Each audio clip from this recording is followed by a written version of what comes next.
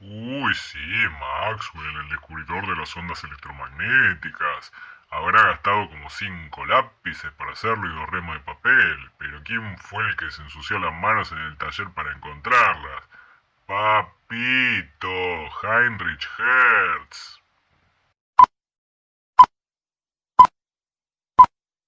Buenas tardes, buenas noches, buenos días, dependiendo del momento en que me esté mirando. Mi nombre es Damián Gulich y este es un nuevo encuentro de física. En esta ocasión vamos a discutir sobre un tema sin el cual no podríamos estar haciendo estos encuentros y ese tema es ondas electromagnéticas. En nuestro último encuentro hablamos sobre las ecuaciones de Maxwell, que eran las leyes que nos permitían describir todos los fenómenos eléctricos y magnéticos unificados en un solo andamiaje conceptual. Acá están puestas en su forma diferencial, son dos divergencias y dos rotores que describen los campos eléctrico y magnético, cuáles son sus propiedades, cómo están relacionados uno con el otro. Y a esto se le suma la fuerza de Lorentz que dice cómo se manifiestan estos campos, es decir, cómo influyen sobre partículas que tienen determinada carga y que se mueven con determinada velocidad. Ahora, para tener anotada una propiedad que incumbe a las funciones con las cuales vamos a trabajar en este encuentro y que es la siguiente: derivar estas funciones primero respecto del tiempo y después respecto de una coordenada como puede ser x es lo mismo que derivarla primero respecto de la coordinada y después respecto del tiempo, siempre y cuando estemos tratando con derivadas parciales. En encuentros pasados hablamos de densidades de energía, es decir, energía por unidad de volumen que existe en alguna región del espacio, en condiciones en las cuales hay un campo eléctrico y puede haber también un campo magnético. Entonces teníamos dos densidades de energía distintas, una para el campo eléctrico y otra para el campo magnético. La del campo eléctrico es 1/2 de epsilon 0 por E0 cuadrado, donde E0 es la amplitud del campo eléctrico que hay en esa pequeña región del espacio. Y si tratamos con el caso de la densidad de energía magnética, U sub B se escribe en este caso es 1 sobre 2 mu 0 por B0 cuadrado, donde B0 es la amplitud del campo magnético que hay en esa pequeña región del espacio. Por el mero gusto de repasar cosas de producto cruz, supongamos que tenemos dos vectores, uno que se llama E y otro que se llama B, y que forman entre sí un cierto ángulo gamma. Uno puede definir el producto cruz entre esos dos vectores, E cruz B. Uno puede multiplicarlo por una constante, supongamos que la constante es 1 sobre epsilon 0, y así definir otro vector. ¿Qué propiedades tiene este vector? Bueno, que es perpendicular a E y a B. ¿Y qué propiedad tiene su módulo? Bueno, que el módulo de este vector es el módulo del primero por el módulo del segundo por el seno del ángulo entre los dos y multiplicado por la constante que queda. Pero esto desde luego ya lo sabemos y es solamente un repaso. Allá lejos y hace tiempo en la primera clase hicimos un repaso de las herramientas con las que ustedes ya contaban. Y en esta ocasión también vale la pena, aunque sea, mencionarlas. Divergencia y rotacional. Cómo se calcula la divergencia, cómo se calcula un rotacional, cómo son los laplacianos, el laplaciano de una función escalar, cómo es el laplaciano de una función vectorial. Estas cosas las vamos a utilizar en esta ocasión. Y ahora lo que sigue es un repaso para los que ya lo hayan visto o una introducción rapidísima para los que nunca lo hayan visto, que es el tema de ondas. Dicho de la manera más cruda y despiadada, decimos que una cierta función psi, que es función de la coordenada r en el espacio y del tiempo, es una onda si satisface esta ecuación diferencial. Laplaciano de psi igual a 1 sobre b cuadrado, la derivada segunda de psi respecto del tiempo dos veces. ¿Qué significa que una función cuya forma explícita desarrollada yo conozco sea una solución a una determinada ecuación diferencial? Bueno, que si yo tomo la ecuación diferencial y reemplazo por la forma explícita dentro de esa ecuación, se verifica la igualdad planteada. Supongamos que encontramos una cierta función f que satisface esta ecuación diferencial. Se puede ver que una solución general perfectamente aceptable es de esta forma: psi de x de t es igual a una constante por esta función y en su argumento va x menos b por t. Esta función representa una onda viajera en el sentido positivo del eje x, es decir, en esta dirección, y a esto se le suma una constante por la función que ahora tiene en su argumento x más b por t, y esto lo que representa es una onda viajera en el sentido negativo de las x. La velocidad v es la velocidad a la cual se propaga la onda. Si es puramente de desplazamiento en el sentido positivo de las x, entonces solamente queda este término. Si es puramente en el sentido negativo de las x, solamente queda este término. Una solución perfectamente aceptable para una onda en una dimensión que se desplaza en el sentido positivo del eje x es de esta forma. psi de xt igual a psi 0 por el seno de kx menos omega t. No es muy diferente de la propuesta general que vimos recién. ¿Qué es cada cosa? Psi 0 es la amplitud, que también podría llegar a ser un vector y eso implicaría tres igualdades al mismo tiempo. No nos tiene que asustar. Después, este número k es lo que se llama el número de onda y es 2pi sobre lambda, donde lambda es la longitud de onda. La longitud de onda se mide en metros, por lo tanto el número de onda se mide en 1 sobre metros. Después, si uno sabe la frecuencia de esta onda en hertz, uno lo multiplica por 2pi y tiene la frecuencia angular. Desde luego, la frecuencia f es 1 sobre el período y se mide en hertz. ¿Por qué? Porque el período se mide en segundos. Siempre se va a verificar esta relación que está acá, que la velocidad de propagación de la onda es la frecuencia multiplicada por la longitud de onda. En términos de las otras variables, esto es lo mismo que omega sobre k. Dejo constancia, aunque sea muy apretado, de todo esto, diciendo la ecuación de onda, viendo en una dimensión cuál es una solución aceptable que viaja en el sentido positivo de las x, y viendo la relación esta de la velocidad como la frecuencia a veces la longitud de onda o también omega sobre k. Suficiente. Ahora trabajemos con las ecuaciones de Maxwell. Ahora hagamos un planteo de las ecuaciones de Maxwell en el espacio libre, lejos de cargas y lejos de corrientes. A esto lo llamábamos el planteo in vacuo, es decir, en el vacío. Es decir, vamos a trabajar con espacio puro y campos puros.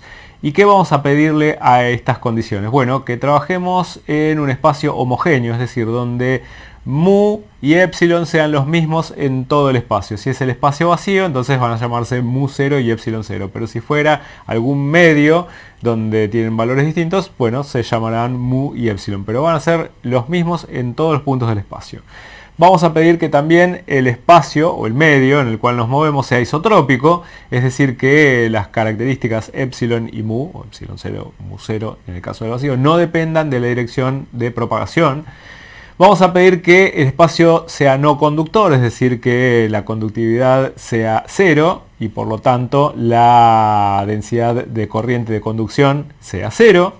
Que el espacio esté libre de cargas, es decir, que la distribución de cargas sea 0 en el espacio que nos interesa y que el medio no sea dispersivo, es decir, que mu o epsilon, como sea que se llamen, no sean una función de la frecuencia de oscilaciones con la que estemos trabajando. Así que en esas condiciones las ecuaciones de Maxwell se simplifican mucho. Si la distribución de cargas es 0, es decir, no hay cargas presentes, el divergente de E da 0. El divergente de B sigue siendo 0. Esta parte se queda como está y dijimos que J es igual a 0, así que este término también se va a simplificar y podemos correr este mu 0 para acá. Mu 0 y borrar este paréntesis y esta es la forma que nos queda para las ecuaciones de Maxwell.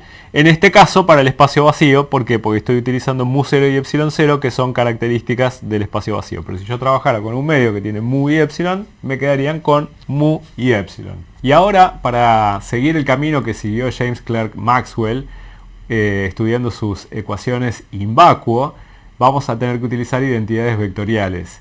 Y son identidades bastante difíciles de recordar salvo que uno apele a la poesía. Esto se encuentra en un libro que se llama Electrodinámica de Luis Epele, Gunnar Fanchiotti y Carlos García Canal y que es un homenaje al autor Enrique Loedel Palumbo, nacido en 1901 y fallecido en 1962, un físico que trabajó en la ciudad de La Plata con una obra muy interesante y divertida.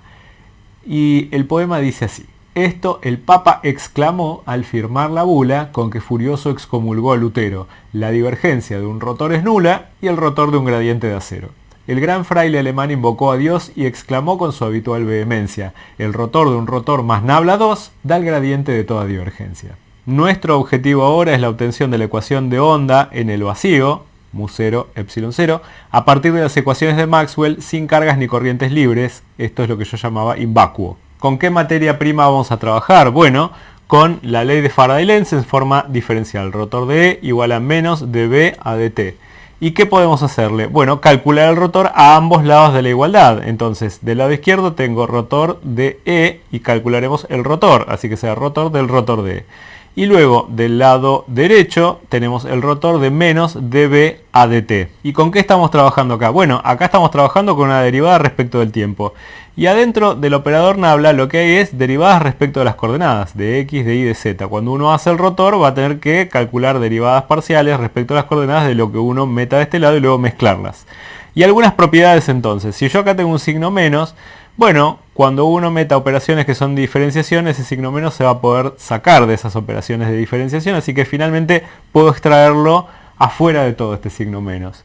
Y ahora, respecto de las derivadas, bueno, fijémonos, acá tengo una derivada temporal y acá voy a tener en el fondo derivadas respecto de las coordenadas. Y apelamos a esta propiedad que vimos, que lo que es derivado respecto al tiempo y luego respecto de la coordenada es lo mismo que derivado respecto de la coordenada y luego respecto del tiempo. Así que al fin y al cabo yo a la derivada respecto del tiempo la voy a poder sacar y lo que me va a quedar reducido, lo que está entre paréntesis, no va a ser ni más ni menos que el rotor del campo magnético. Pero ¿qué pasa? Yo ya sé cuánto da el rotor de B, porque eso tiene nombre y apellido y es la ley de Ampère-Maxwell. Así que donde diga rotor de B podemos reemplazar mu0 epsilon 0 derivada de E respecto de T. Así que me va a quedar al lado izquierdo rotor del campo eléctrico. Y esto va a ser al fin y al cabo menos la derivada respecto del tiempo de mu0 epsilon 0 la derivada de E respecto de T. Así que lado izquierdo vuelve a quedar rotor de E y del lado derecho menos mu0 epsilon 0 derivada segunda de E respecto de T dos veces. ¿Esto cuántas igualdades representa?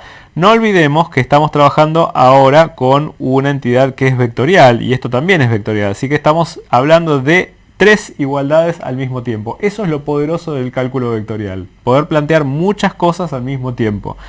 Desde luego acá estamos asumiendo que mu y epsilon son constantes en el tiempo y todas las otras hipótesis que hicimos al principio. Esto, al menos en lo que respecta a la parte derecha, ya se empieza a parecer a la ecuación de onda. Tenemos que hacer un esfuerzo más. ¿Qué cosa es horrible en este momento? El rotor del campo eléctrico. Pero nos acordamos del poema, el rotor más nabla 2 da el gradiente de toda divergencia. Eso significa que el rotor es el gradiente de la divergencia menos nabla 2 de esta cosa, que en este caso se llama el campo eléctrico. Así que lo puedo utilizar en esta cosa para llegar a esta forma. Me queda el gradiente de la divergencia de E menos nabla 2 de E. Y ahora recordamos otra vez lo que acabamos de imponer cuando dijimos que íbamos a trabajar in vacuo, es decir, donde ρ es igual a 0. Que el divergente de E por la ley de Gauss es 0. Así que este término que está acá da 0. Me queda este signo menos que se va a simplificar con este otro signo menos y finalmente me queda esto de esta manera. Nabla 2, es decir, el laplaciano del campo eléctrico es igual a mu0 epsilon 0 por la derivada de E respecto de T dos veces. Y esto es formalmente la ecuación de onda que vimos al principio. ¿Para qué caso? Para el caso del campo eléctrico. Es decir, las ecuaciones de Maxwell in vacuo admiten ondas que viajan en el espacio. De una manera muy parecida se puede partir de la ley de Faraday-Lenz en condiciones de no tener corrientes de conducción y llegar a la ecuación de onda para el caso del campo magnético. El laplaciano de B igual a mu0 epsilon 0 derivada segunda de B respecto del tiempo dos veces. Recuerden, estas son tres igualdades al mismo tiempo, es decir, son tres ecuaciones de onda escritas de una manera muy compacta. Y la velocidad de propagación ahora la vamos a discutir en detalle. Comparemos con la función de onda prototípica que tenemos acá. Laplaciano de psi igual a 1 sobre b cuadrado por la derivada segunda de psi respecto de t dos veces. V es la velocidad de propagación de la que discutimos al principio. Y lo que descubrimos para el campo eléctrico y para el campo magnético tiene una forma exactamente equivalente, donde este término 1 sobre b cuadrado se asimila con mu0 epsilon 0, de donde podemos despejar en los dos casos la velocidad de propagación como 1 sobre raíz cuadrada de mu0 epsilon 0. Es decir, la velocidad de propagación que tienen las ondas, tanto para el campo eléctrico como para el campo magnético, está prefijada por las características del medio, que en este caso son mu0 y epsilon 0. Si fuera un medio donde hay mu y epsilon, sería 1 sobre raíz cuadrada de mu epsilon. Maxwell llega a este resultado que vimos recién y calcula con los valores de mu y epsilon conocidos cuál es el valor de la velocidad de propagación y le da aproximadamente unos 300.000 kilómetros sobre segundo. Y este valor teórico coincidió con el que encontró experimentalmente Fizeau para la velocidad de la luz, y esto le permitió a Maxwell concluir que la luz, en el fondo, es una perturbación electromagnética en forma de ondas propagadas a través de un campo electromagnético. La luz que nosotros vemos es una onda electromagnética, pero no es la única onda electromagnética que hay. En el espacio vacío trabajamos con μ0 y ε0, y la velocidad de propagación de las ondas electromagnéticas se dice con la letra C minúscula de celeritas en latín. Ahora podemos llevar la discusión a cómo se definen las unidades contemporáneamente. ¿Por qué? Porque al valor de la velocidad de la luz en el vacío se lo toma como una constante universal y se le da un valor exacto, 299.792.458 metros sobre segundo, con error nulo. Esto es una definición. El valor redondeado para la mayoría de los ejercicios prácticos, es decir, 3 por 10 a la 8 metros sobre segundo. Y esto está definido como constante universal. Luego viene la definición de cuánto dura un segundo. Y si uno sabe cuánto mide un segundo y lo puede medir bien experimentalmente, entonces, sabida la velocidad de la luz, puede definir lo que es un metro. Y luego vendrán las unidades de masa. Y partiendo de la velocidad de la luz en el vacío, ahora podemos explicar ciertas cosas que nos hicieron un poco de ruido en el curso. ¿Por qué? Por ejemplo, el valor tan caprichoso que tenía μ0, 4pi por 10 a la menos 7, en este caso expresado como metros kilogramos sobre coulombs al cuadrado. ¿Por qué? Porque este valor también está definido caprichosamente. Entonces, si conocemos la velocidad de la luz en el vacío definida arbitrariamente y definimos arbitrariamente μ0, entonces queda automáticamente definida ε0 de esta manera. Y si alguien les hace la charla de cómo se define la unidad de masa al kilogramo, entonces cuando vuelven a la clase sobre la ley de Coulomb, quedará definida la unidad de carga, que es el Coulomb. Desde luego, esto es una manera de contar esta historia que tal vez pronto, si es que no ya, esté de alguna manera anticuada, porque el sistema de unidades permanentemente se revisa buscando mayor precisión. Este es otro ejemplo en realidad de las unificaciones en la física gracias a Maxwell, porque en principio teníamos dos ramas que parecían separadas, el electromagnetismo por un lado y la óptica por el otro, y sin embargo desde Maxwell se convierten en una cosa indisoluble e íntimamente relacionada, dos manifestaciones de la misma cosa, si quieren. La luz entonces se puede interpretar en términos de campos eléctricos y magnéticos que fluctúan en el espacio libre como ondas, y los resultados de Maxwell son compatibles efectivamente con la interpretación ondulatoria de la luz versus la interpretación como partículas. En la óptica había una vieja disputa entre la interpretación corpuscular y la interpretación en forma de ondas. Y lo que hace Maxwell inclina la balanza respecto a la interpretación en términos de ondas. Y hay preguntas para responder en términos de lo que dice Maxwell. Primero, ¿la onda con la que estamos trabajando es una onda transversal o es una onda longitudinal? ¿Cómo viajan los campos eléctricos y magnéticos?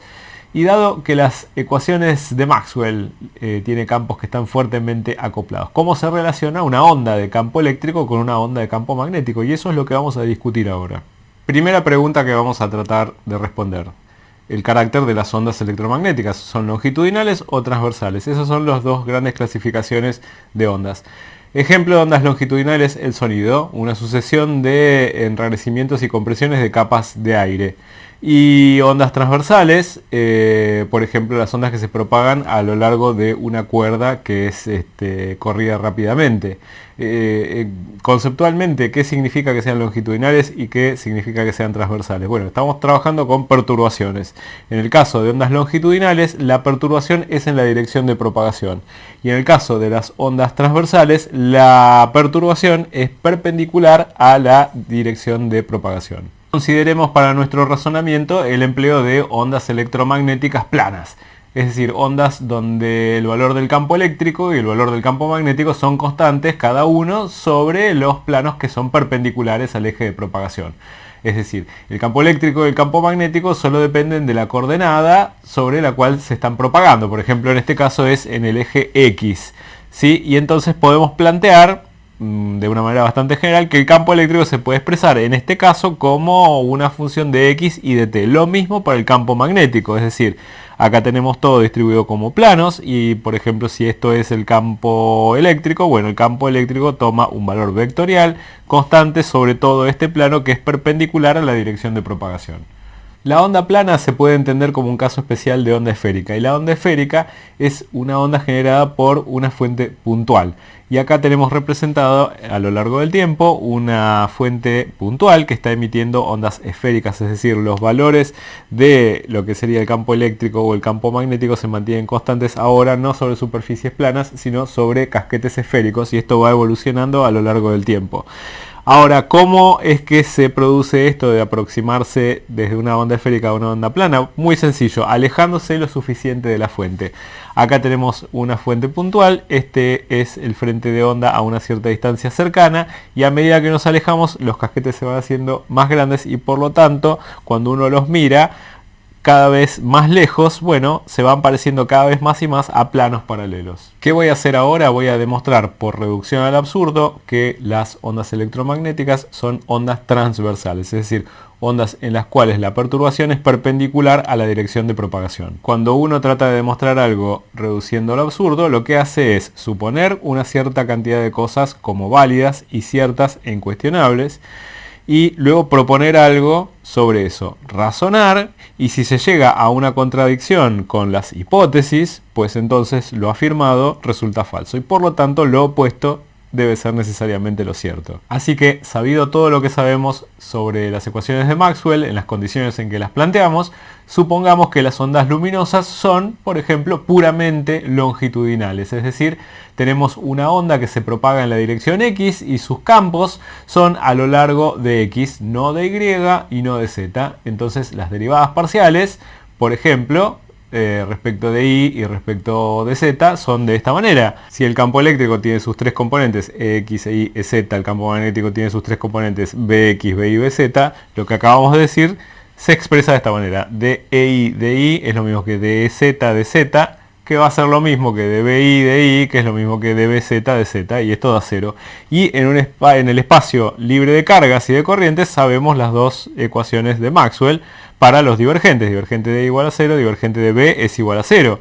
Y ahora vamos a desarrollar explícitamente estos dos divergentes. A la izquierda el caso del campo eléctrico, a la derecha el caso del campo magnético. Esto es derivada de X más derivada de Y más derivada de Z respecto de Z. Esto da igual a 0, por lo que sabemos de el divergente de E. Después lo mismo para el lado del divergente de B, de Bx de X más de Bi de Y más de Bz de Z, esto va a dar 0. Pero, ¿qué acabamos de decir? Bueno, que este término es 0 y este término es 0, también dijimos que este término es 0 y este término es 0. ¿Cuál es la conclusión que se desprende de esto? Que el único término que me queda de X de X es igual a 0.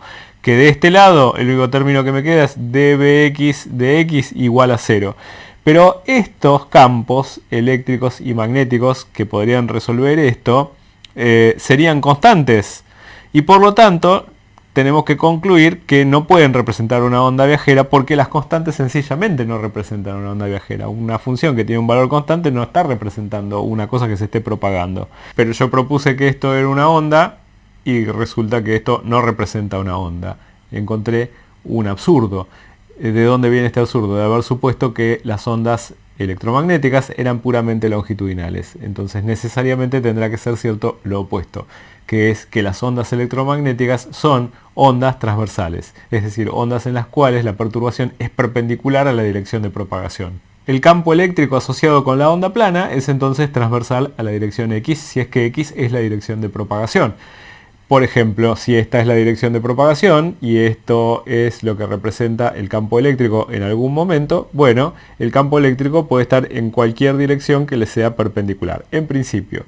Supongamos, sin pérdida de generalidad, que el campo eléctrico está oscilando en una dirección fija del espacio y que entonces podemos asignarle esta forma, que el campo eléctrico, para este caso, es una amplitud que está proyectada sobre el eje Y y que es una función de X y de T. Esto me dio alguna información respecto del campo eléctrico, pero ahora nos tenemos que hacer la pregunta de qué es lo que sucede mientras tanto con el campo magnético. Supongamos una onda que se propaga en la dirección de X y que tiene un campo eléctrico transversal a lo largo de la dirección Y.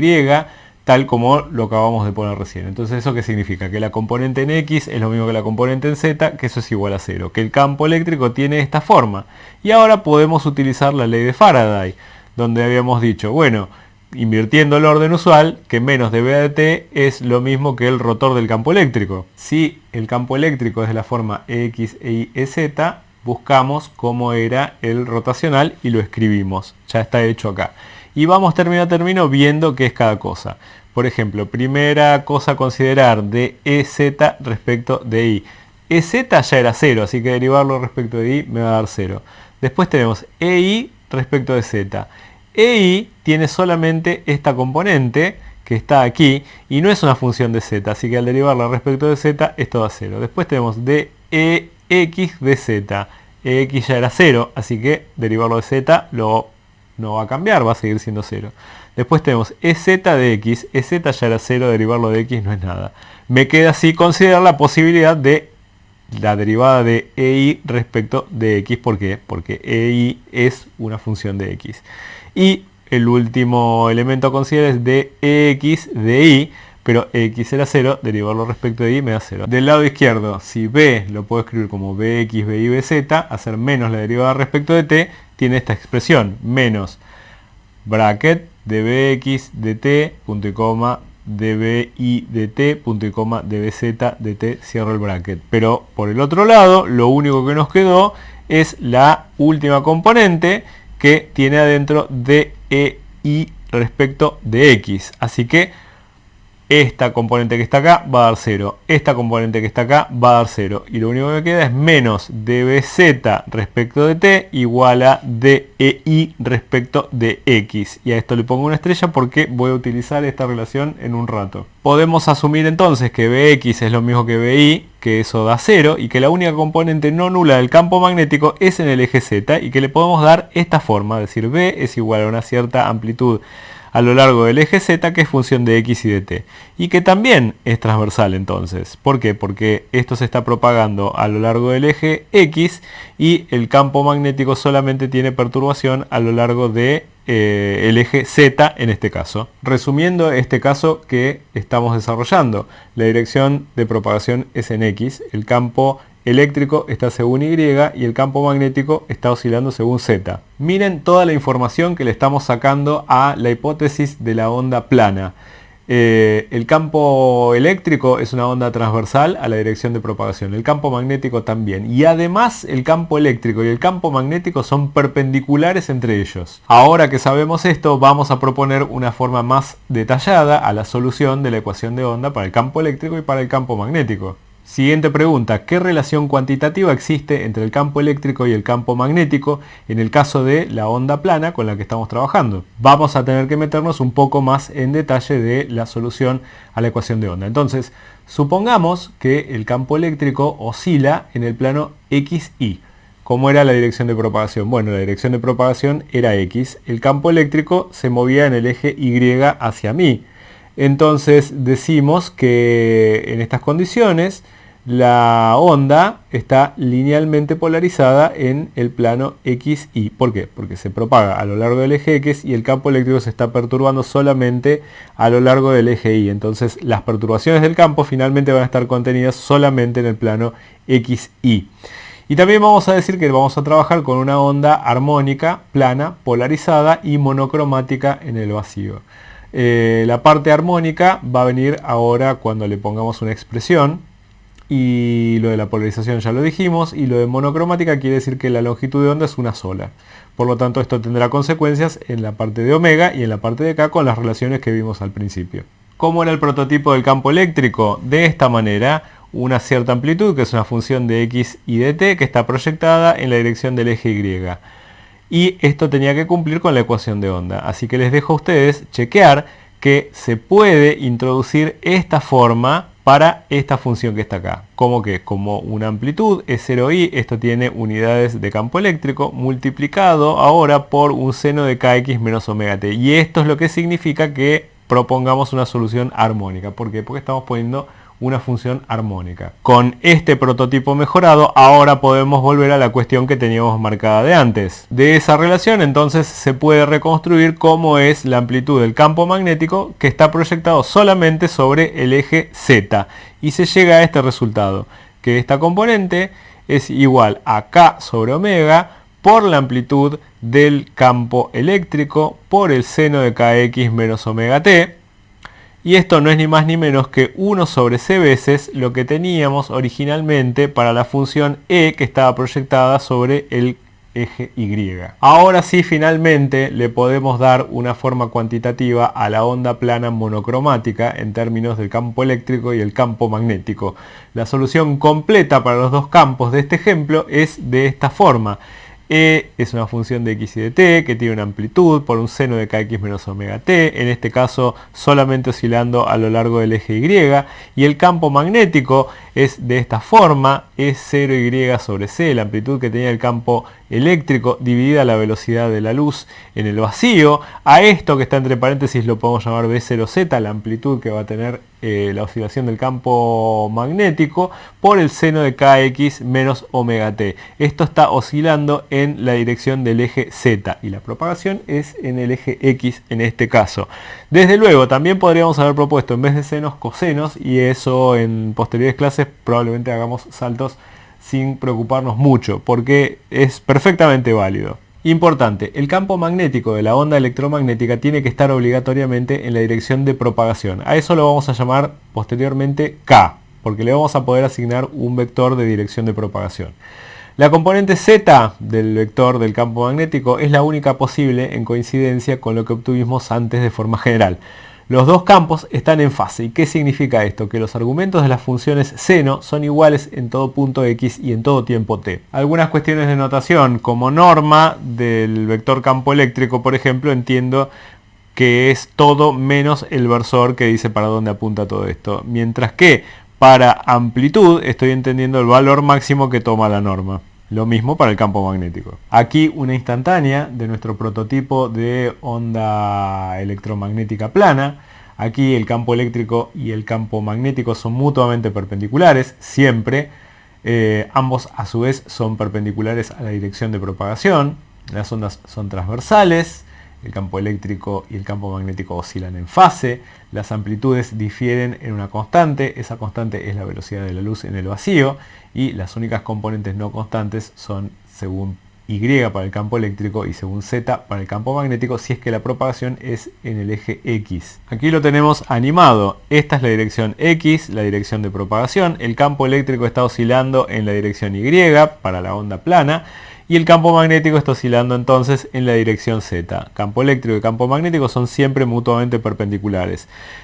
Otra cosa que es interesante, que es una onda plana. ¿Eso qué quiere decir? Que estos valores de campo eléctrico y campo magnético en todo momento son los mismos en cualquier punto sobre un plano que es perpendicular a la dirección de propagación. La velocidad de propagación de la onda plana del vacío es del orden de 3 por 10 a la 8 metros sobre segundo, que es un número considerable. La amplitud del campo magnético queda inmediatamente definida por la amplitud del campo eléctrico, dividiéndola por la velocidad de la luz en el vacío. Y entonces cabe hacer algún comentario respecto de los números asociados a estas amplitudes.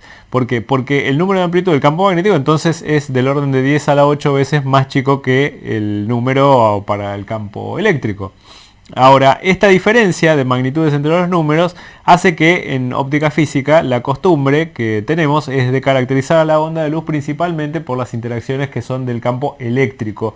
Y queda implícito, sí, cómo es la forma del campo magnético. Pero cabe la advertencia, un planteo que es totalmente a partir del campo magnético es perfectamente válido. ¿Por qué? Porque quien conoce un campo puede determinar perfectamente el otro, al menos en el caso de la onda plana. Algunas características de las ondas electromagnéticas. Ya sabemos la relación que existe entre frecuencia y longitud de onda. Frecuencia por longitud de onda es velocidad de propagación.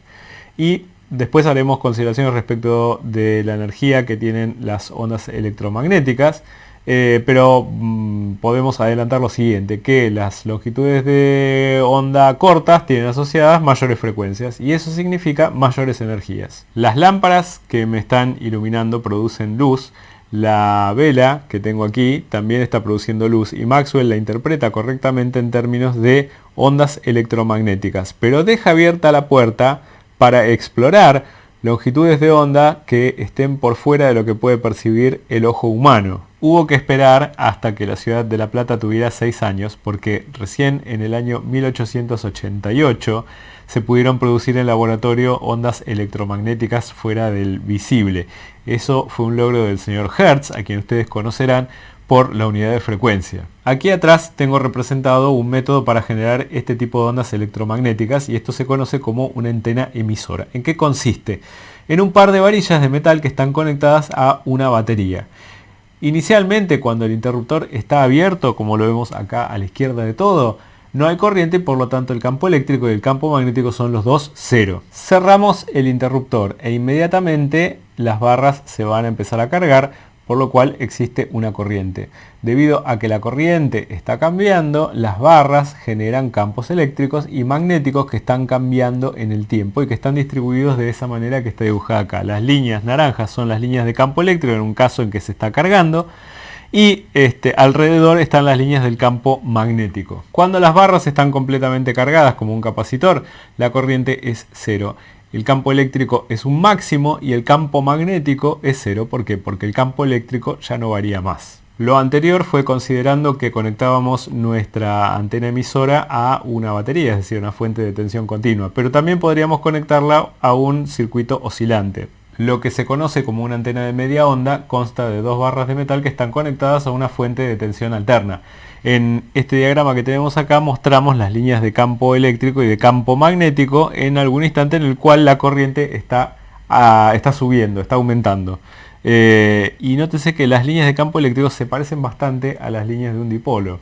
El circuito oscilante hace que, por ejemplo, el campo eléctrico tenga mayor intensidad en una dirección, luego empiece a bajar, se haga cero y empiece a tener cada vez más intensidad en la otra dirección y vuelva a repetirse el ciclo una y otra vez. Y esa perturbación en las líneas del campo eléctrico empieza a alejarse de la antena a la velocidad de la luz y la distribución que tiene es lo que se conoce como los lóbulos de radiación. Acá tenemos representadas en función del tiempo las líneas del campo eléctrico para una antena emisora oscilante. ¿Y cómo detectamos estas ondas? Bueno, con una antena similar. Los dos conductores están conectados por una resistencia y estas son las perturbaciones del campo eléctrico debido a la onda generada por la antena emisora. El campo eléctrico lo que hace es mover los portadores de carga que hay en este tramo de conductor, se genera una corriente y esa corriente, por ejemplo, si la onda de llegada es armónica, bueno, esa corriente será armónica en el tiempo. En los aparatos receptores, la electrónica se puede configurar de manera tal que solamente respondan a una determinada frecuencia. Y si se codifica, por ejemplo, una señal de audio en la amplitud de la onda electromagnética que está llegando, es decir, la amplitud de las líneas del campo eléctrico, bueno, entonces uno lo que está transmitiendo es audio y a eso se lo conoce como radio de amplitud modulada. Para muestra, acá tenemos una antena y a ver qué podemos escuchar.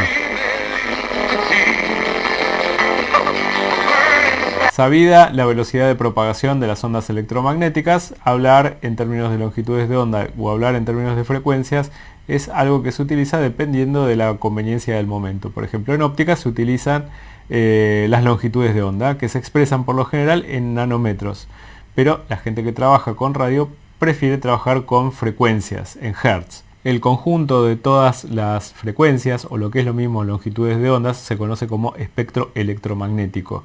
El universo a distintas longitudes de onda se ve distinto y cada una nos aporta alguna información sobre algún aspecto. La parte que es el visible es una región muy pero muy angosta del espectro electromagnético, pero es la parte que a nosotros nos ha ayudado a sobrevivir hasta acá, porque finalmente el ojo humano en particular es el fruto de millones de años de evolución y está adaptado justamente para detectar las fuentes de alimentación más favorables para el ser humano. Tomando como referencia la parte del visible, tenemos longitudes de onda más largas y longitudes de onda más cortas. Para el lado de las longitudes de onda más largas tenemos primero los infrarrojos, después los microondas y luego vamos a las ondas de radio.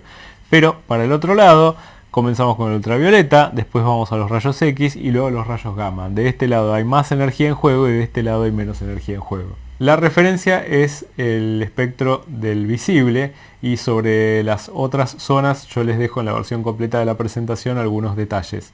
Lo que me interesaría por lo menos decir es que en el espectro del visible tenemos distintos colores. Por ejemplo, digamos que los márgenes de lo que se considera en promedio el espectro del visible va entre 400 y 700 nanómetros. Estas fronteras no son exactamente claras porque dependiendo de las personas pueden correrse un poquitito. El color rojo, por ejemplo, está aproximadamente en 632 nanómetros, ese sería el rojo del helio neón. El verde, que se ve muy bien por el ojo humano, está en 532 nanómetros y el azul está, por ejemplo, en 488 nanómetros. Nanómetro quiere decir 10 a la menos 9 de metros. Nosotros en general percibimos el color como resultado del predominio de determinadas longitudes de onda de la luz. Después veremos en la clase de fotometría algunos detalles respecto de esto. El ojo humano responde a la luz visible con eficiencias que son diferentes a lo largo de todo el espectro visible. Y eso lo vamos a ver justamente en la parte de fotometría. Pero también obedece a una adaptación que es evolutiva. El ojo humano no suele ver el infrarrojo, pero los análogos que utilizamos, que son las cámaras, por ejemplo la cámara con la que me están mirando en este momento, sí pueden percibir algunas cosas por fuera de los bordes del espectro visible estándar. La aplicación más común es el control remoto, porque el control remoto tiene una fuente de luz infrarroja que el ser humano no ve, pero que sin embargo esta cámara es capaz de percibir como un destello violáceo, por ejemplo. Con este conocimiento de la radiación electromagnética exploramos el universo desde lo más chico hasta lo más grande. Y también tenemos que decir que sin este conocimiento estos encuentros serían totalmente imposibles. ¿Por qué? Porque sin ello no podríamos tener internet, no podríamos tener wifi, no podríamos tener GPS, no podríamos tener un montón de las cosas que hacen a la sociedad tecnológica del presente. Ahora algunas preguntas respecto al transporte de energía en una onda electromagnética. ¿Qué onda electromagnética? Una onda electromagnética plana que está avanzando en la dirección del eje X en este caso y la vemos detenida en algún momento. Ya vimos lo que eran las densidades de energía para el campo eléctrico y para el campo magnético. Para el caso del campo eléctrico es 1 medio de epsilon 0 por el módulo de E elevado al cuadrado. Para el caso del campo magnético es 1 sobre 2 mu 0 por el módulo de B elevado al cuadrado. Y ahora podemos meter la información que acabamos de recopilar para el caso de la onda plana de la relación entre el campo eléctrico en su amplitud y el campo magnético, que es esta que tenemos acá. Hay un factor de encaje que es la velocidad de la luz. Y a la velocidad de la luz la podemos escribir como 1 sobre raíz cuadrada de mu 0 epsilon 0. Y ahora volver a escribir la densidad de la energía magnética en términos de qué cosa, del campo eléctrico. Así que nos va a quedar de esta manera la densidad de energía magnética. Y si consideramos entonces la densidad de energía electromagnética en alguna región del espacio, tenemos que considerar las dos. La densidad de energía eléctrica más la densidad de energía magnética. Pero este aquí que hemos logrado escribir la densidad de energía eléctrica para la onda plana de esta manera, como la mitad de algo, ese algo es epsilon 0 por el módulo de E elevado al cuadrado, y logramos escribir a la densidad de energía magnética como exactamente lo mismo, así que media cosa más media cosa da la cosa entera, es epsilon 0 por el módulo de E elevado al cuadrado. Y podemos volver a aplicar el mismo truco, y les dejo a ustedes que demuestren que si escriben el módulo de E elevado al cuadrado como módulo de E por módulo de E y ponen esta información, van a lograr demostrar que la densidad de energía electromagnética es el módulo de E por el módulo de B dividido C veces mu 0. Ahora consideremos una cierta superficie A que está aquí y a través de esa superficie A pasó nuestra onda. Consideremos un tiempo corto delta t de manera tal que c veces delta t sea la distancia que avanzó esa onda en ese tiempo pequeño. Así que yo puedo preguntarme cosas respecto a la energía que pasó a través de esa área A. ¿Y cuál es la energía que pasó a través de esa área A durante un tiempo delta t pequeño? Bueno, la energía que está contenida en este cilindro que tiene base A y altura c por delta t. Así que podemos hacernos alguna formulación de cuánta energía pasó por unidad de área, por unidad de tiempo, en este caso, en términos de las cosas que tenemos escritas acá. Bueno, la energía total no va a ser ni más ni menos que la densidad de energía electromagnética por el volumen. Así que esta es la densidad de energía electromagnética y C delta T por A es el volumen de este cilindro. Y delta T es delta T y A es A. Pero este aquí que se van a simplificar delta T y A. Y por lo tanto esta magnitud S, que me está diciendo la energía que pasa por unidad de tiempo por unidad de área, se puede escribir como la densidad de energía electromagnética multiplicada por la velocidad de la luz en el vacío. Por lo tanto, esta magnitud S queda determinada de esta forma: el módulo del campo eléctrico por el módulo del campo magnético dividido μ0. Y esto tiene unidades de qué cosa: energía por unidad de tiempo por unidad de área, pero energía por unidad de tiempo es potencia, así que esto tiene unidades de potencia por unidad de área. En el MKS esto es watts sobre metro cuadrado. Como la energía fluye en la dirección de propagación, entonces nos conviene definir un vector cuyo módulo sea la potencia por unidad de área de la onda y su dirección coincida además con la dirección de propagación. Entonces por eso, astutamente al principio, planteé un producto cruz entre dos cosas de esta manera.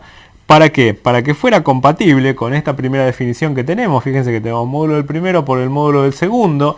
Además sabemos que el ángulo que existe en la onda plana entre el campo eléctrico y el campo magnético es 90 grados, así que el seno de 90 grados es 1. Entonces tenemos toda la autoridad del mundo para definir este nuevo vector que se llama el vector de Poynting. Y tiene esta forma: 1 sobre μ0, el producto cruz entre el campo eléctrico y el campo magnético. Desde luego, las relaciones de μ0, ε0 y c nos permiten escribir esto de varias maneras, pero siempre el vector de Poynting lo que nos representa es el flujo de energía por unidad de tiempo por unidad de área en una onda electromagnética. Entonces ahora tenemos completada una terna ordenada derecha. ¿Por qué? Porque sea como sea, en una onda plana vamos a tener el campo eléctrico e inmediatamente definido el campo magnético asociado, y el producto cruz ahora me va a decir la potencia por unidad de área que está fluyendo y en qué dirección está fluyendo, y esto es proporcional al producto cruz entre los dos, en la dirección en que está apuntando mi pulgar.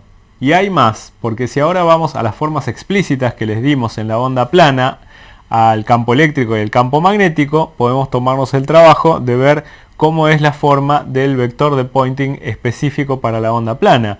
Fíjense, el campo eléctrico tiene una amplitud por el seno de kx menos omega t, el campo magnético lo mismo, su amplitud por el seno de kx menos omega t. Pero ahora la definición del vector de Poynting tiene esta amplitud, que es c cuadrado de epsilon 0 por la amplitud máxima del campo eléctrico por la amplitud máxima del campo magnético. Después se puede reescribir esto todo en términos de la amplitud del campo eléctrico, no importa.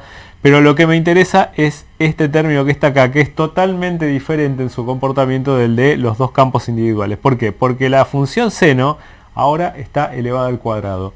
¿Y qué significa? Bueno, significa que, por ejemplo, el campo eléctrico puede tomar, si está en la dirección del eje Y, bueno, supongamos que el eje Y es para acá. El campo eléctrico puede apuntar un rato para arriba, bajar de magnitud y luego empezar a apuntar para abajo, para arriba, para abajo, para arriba, para abajo. Es decir, es reversible. El campo magnético asociado, que está en K, bueno, supongamos que K es en aquella dirección, puede apuntar un rato para allá, un rato para acá, un rato para allá, un rato para acá. Pero el vector de Poynting, que viene del producto cruz entre los dos, solamente puede apuntar en una dirección, que es la dirección de propagación. Si el campo eléctrico es para allá y el campo magnético es para allá, E cruz B apunta para acá. Porque esto está modulado por un seno al cuadrado, y la función seno al cuadrado nunca toma valores negativos. Entonces esto siempre puede llegar a un valor máximo, que es lo que está dado por esta amplitud, y puede bajar hasta 0, pero nunca puede apuntar para allá. Entonces siempre va para allá, puede reducirse y va para allá, puede reducirse, aumentar, reducirse, aumentar. Ahora bien, ¿qué pasa cuando la variación de los campos es de alta frecuencia?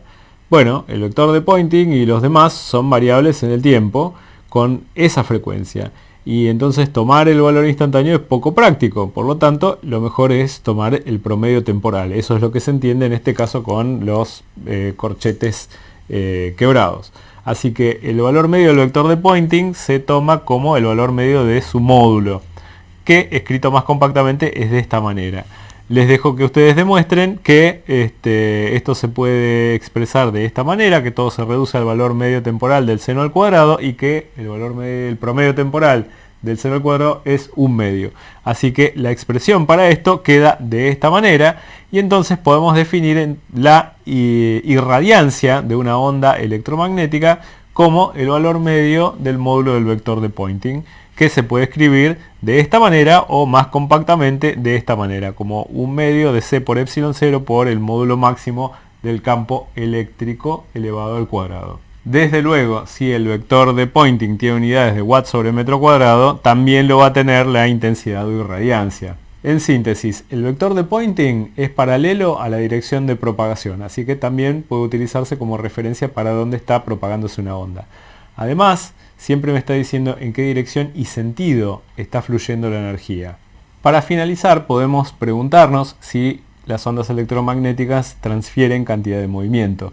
Y para eso vamos a volver una vez más sobre la onda plana y ya tenemos nuestro prototipo para el campo eléctrico y para el campo magnético. Así que supongamos que tenemos una partícula de carga Q que está sometida a la presencia de esta onda electromagnética plana. La fuerza que experimenta esa partícula cuando pasa la onda es la fuerza de Lorentz, componente magnética y componente eléctrica. Supongamos que el campo eléctrico está oscilando en esta dirección y que el campo magnético está oscilando en esta otra dirección. Así que veamos qué características tiene cada una de estas fuerzas. La fuerza eléctrica es Q veces el campo eléctrico y el campo eléctrico está escrito de esta manera. Así que la fuerza que va a experimentar la partícula va a ser de esta manera siempre y cuando la frecuencia sea lo suficientemente lenta para que esté la partícula acoplada con la oscilación del campo. Y podemos preguntarnos alguna cosa sobre el valor promedio de esta fuerza. Bueno, será el valor promedio de Q por E, pero el valor promedio de esta función es el valor promedio de una función seno, esencialmente. El valor medio de la función seno es 0, así que en promedio esta función de fuerza sobre la partícula cargada debido al campo eléctrico, esto da 0. No así va a suceder con el caso de la fuerza magnética, que es Q veces V corta por V larga. V corta es la velocidad, V larga es el campo magnético. ¿Por qué? Porque la velocidad de la partícula va a estar en esta dirección y el campo magnético está en esta dirección. Así que el producto cruz entre esas dos cosas me va a dar en la dirección de propagación. De hecho, la fuerza magnética lo que va a hacer es aumentar la velocidad en la dirección de propagación.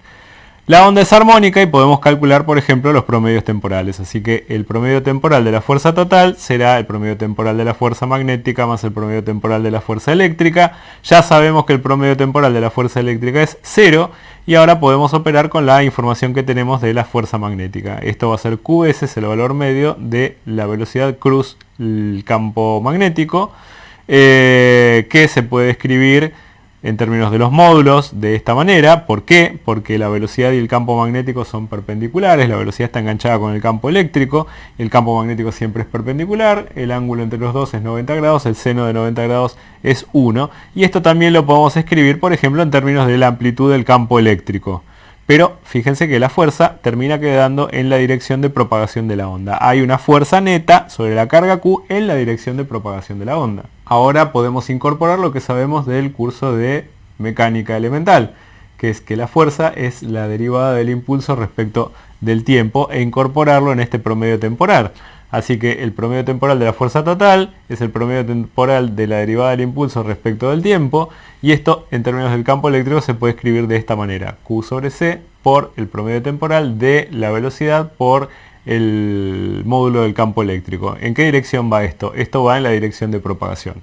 Así que la variación del impulso es atribuible a la absorción de energía electromagnética. Le estamos transfiriendo energía electromagnética de esta manera. Si W es el trabajo hecho por la onda electromagnética sobre la carga Q, entonces podemos preguntarnos cómo es la tasa de cambio de W respecto de T, o sea, la potencia. Eso tendríamos que acordarnos que es la velocidad producto escalar por la fuerza que está actuando sobre la partícula, que en este caso es la fuerza de Lorentz. Así que esto es la velocidad producto escalar QV cruz V más Q por E. Y luego ver cómo se comporta este producto escalar en cada uno de los dos términos. Por ejemplo, en el caso de la fuerza eléctrica, bueno, esto va a ser sencillamente Q veces por V corta, producto escalar, el campo eléctrico. Y ¿qué pasa con este término que está acá? Bueno, fíjense que la velocidad es en esta dirección y el campo magnético es en esta dirección. Así que el producto cruz es en la dirección de propagación. Pero la velocidad es perpendicular con la dirección de propagación. Así que el producto escalar da 0 y por lo tanto ese término no está. Lo único que sobrevive es esta parte que está aquí, que la podemos escribir en términos de los módulos de esta manera. Q por B por el módulo de E. Ahora entonces podemos tomar los promedios temporales. El promedio temporal de esto que está acá es lo mismo que el promedio temporal de esto que está acá y se escribe de esta manera. Y me suena a algo que ya tenemos escrito acá. Fíjense que este término que está acá y este término que está acá difieren en un factor 1 sobre c. Y por lo tanto puedo vincular este promedio temporal con este otro promedio temporal. Y lo que queda es este resultado. El promedio temporal de la derivada de p de t es igual a 1 sobre c, la derivada de w respecto de t. ¿En qué dirección están? Bueno, en este caso está en la dirección de propagación. Pero finalmente, fíjense que estoy derivando cosas. Esta constante la puedo meter acá y por lo tanto de aquí puedo concluir que el impulso transmitido a la carga por la onda electromagnética no es ni más ni menos que 1 sobre c por el trabajo realizado. ¿Y en qué dirección está yendo esto? En la dirección de propagación de la onda. Si considero una cierta área A y un cierto intervalo de tiempo delta t, entonces podré definir una presión de radiación electromagnética como delta P, la variación del impulso, dividido A por delta T. Y entonces esto me va a llevar a encontrar presiones de radiación debido a fuentes de radiación electromagnética, como por ejemplo lo puede ser el Sol en su efecto sobre la Tierra. La presión electromagnética que ejerce el Sol sobre la Tierra es de 4,7 por 10 a la menos 6 pascales, que es muy pequeña. Fíjense que la presión atmosférica es del orden de 10 a la quinta pascales. Pero este efecto es el que explica la orientación de las colas de los cometas, por ejemplo.